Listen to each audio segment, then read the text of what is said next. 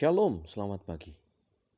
Marilah kita mendengarkan renungan pagi dari buku Bersama Allah di Waktu Fajar, karya Ellen G. White.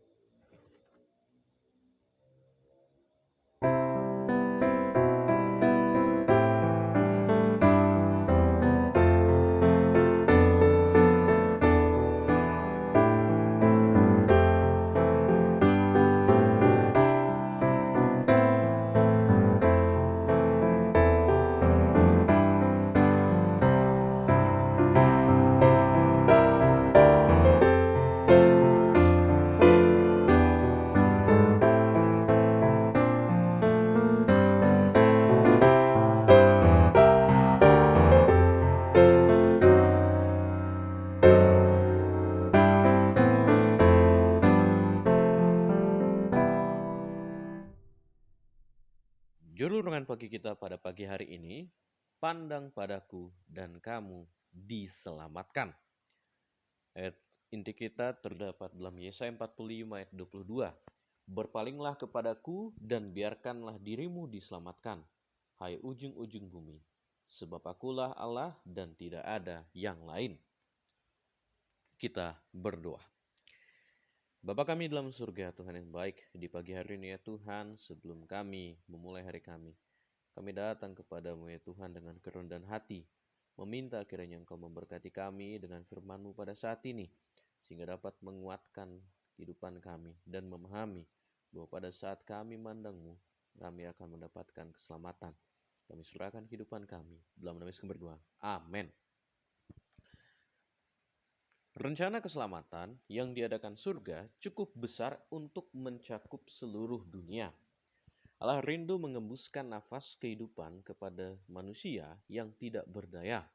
Dan ia tidak akan membiarkan kecewa setiap jiwa mereka yang bersungguh-sungguh dalam kerinduannya terhadap sesuatu yang lebih tinggi dan lebih mulia daripada apa saja yang dunia dapat berikan.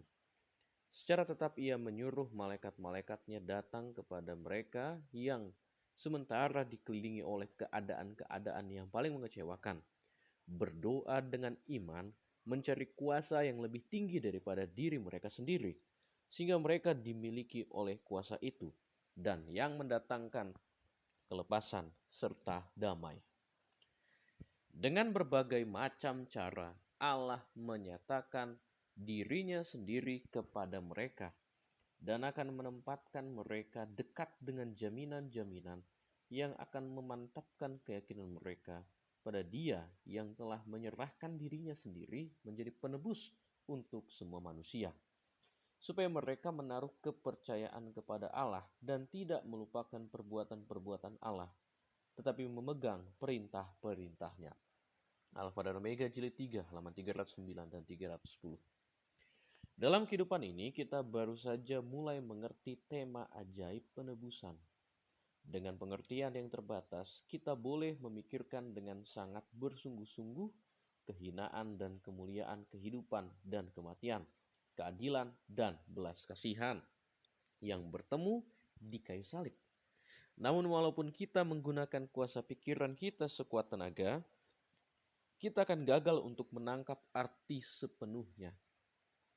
Panjang dan lebarnya, dalam dan tingginya kasih yang menebus itu hanya dimengerti dengan samar-samar.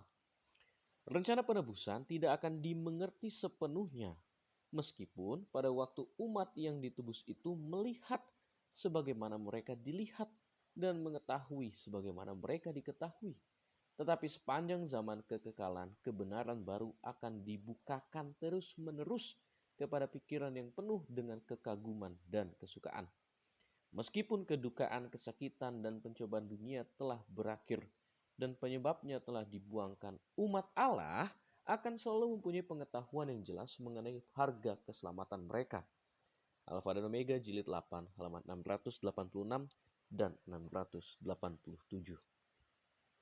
Nyaris menjadi umat Tuhan, namun belum menjadi umat Tuhan yang sempurna, yang tampaknya mereka dekat kepada kerajaan surga, namun mereka tidak dapat masuk ke sana. Hampir selamat, tetapi tidak sepenuhnya selamat. Berarti nyaris saja, namun hilang sama sekali. Seri Membina Keluarga Jilid 5, halaman 84. Pada saat ini kita belajar bahwa Tuhan sangat baik di dalam kehidupan kita. Dia memberikan kepada setiap umat manusia kesempatan untuk dapat selamat. Seluruh umat manusia yang ada di dunia ini memiliki kesempatan untuk selamat. Tuhan berikan secara cuma-cuma.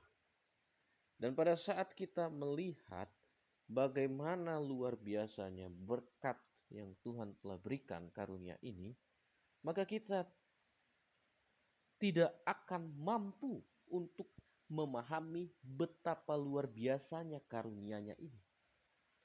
Karena karunia yang telah diberikan ini, kasih-Nya ini tidak bisa kita selami luar biasanya berkat dan karunia keselamatan yang diberikan Tuhan.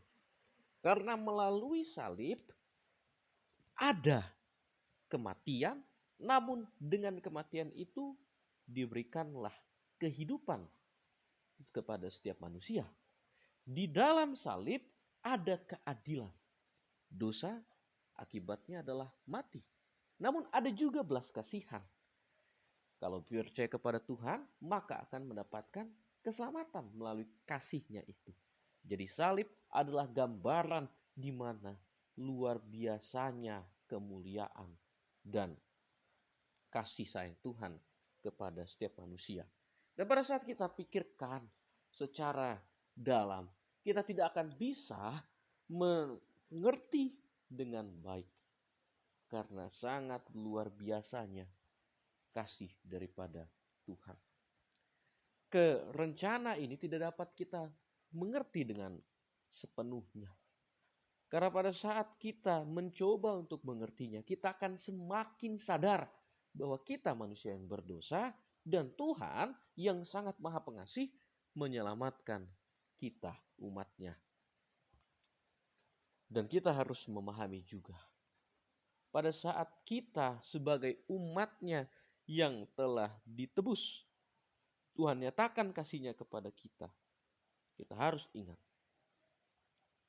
bahwa kita punya pengetahuan yang jelas mengenai keselamatan. Harga keselamatan sudah diberikan di kayu salib.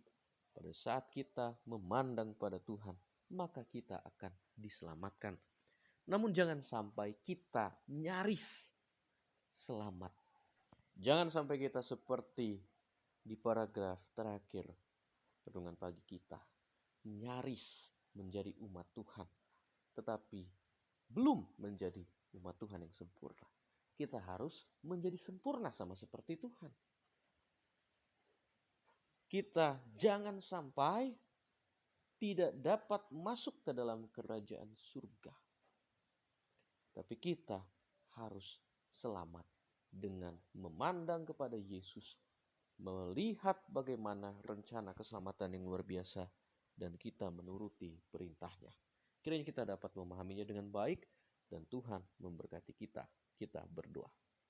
Bapa kami dalam surga, terima kasih oleh karena pelajaran pada pagi hari ini ya Tuhan. Kami diajarkan supaya kami dapat memandang Engkau yang adalah Tuhan yang telah menebus kami melalui kematian-Mu. Dan pada saat ini ya Tuhan, ajarilah kami supaya kami dapat menjadi umat-Mu yang menuruti firman-Mu, memiliki kesempurnaan dalam tabiat kami ya Tuhan. Kami serahkan ya Tuhan kehidupan kami hanya dalam nama Yesus Kristus yang adalah Tuhan juga Juru Selamat kami. Amin. Kiranya Tuhan memberkati kita semua. Amin.